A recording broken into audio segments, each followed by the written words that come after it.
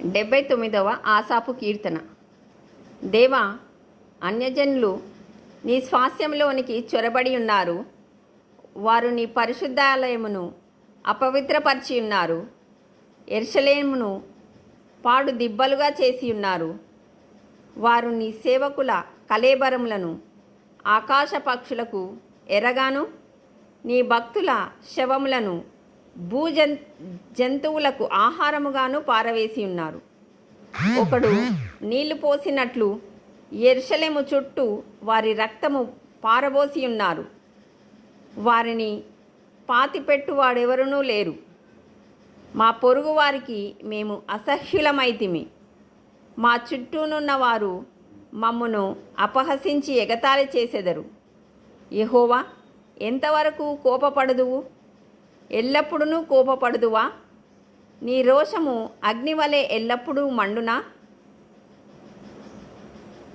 నిన్నెరుగని అన్యజనుల మీదను, నీ నామమును బట్టి ప్రార్థన చేయని రాజ్యముల మీదను నీ ఉగ్రతను కుమ్మరించుము. వారు యాకోబు సంతతిని మృంగివేసి ఉన్నారు. వారి నివాసమును పాడు చేసి ఉన్నారు. మేము బహుగా కృంగి ఉన్నాము.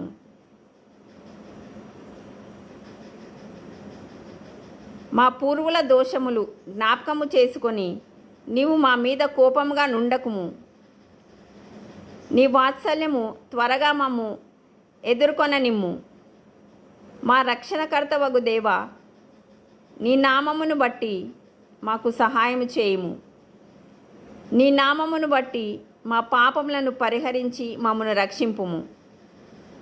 వారి దేవుడు ఎక్కడనున్నాడని అన్యజనులు పలుకనేలా మేము చూచుచుండగా ఓర్చబడిన నీ సేవకుల రక్తమును గూర్చి ప్రతిదండన జరిగినట్లు అన్యజనులకు తెలియజేయనిమ్ము. చెరలోనున్న వాని నిట్టూర్పు నీ సన్నిధికి రానిమ్ము. నీ బలాతిశయమును చూపుము.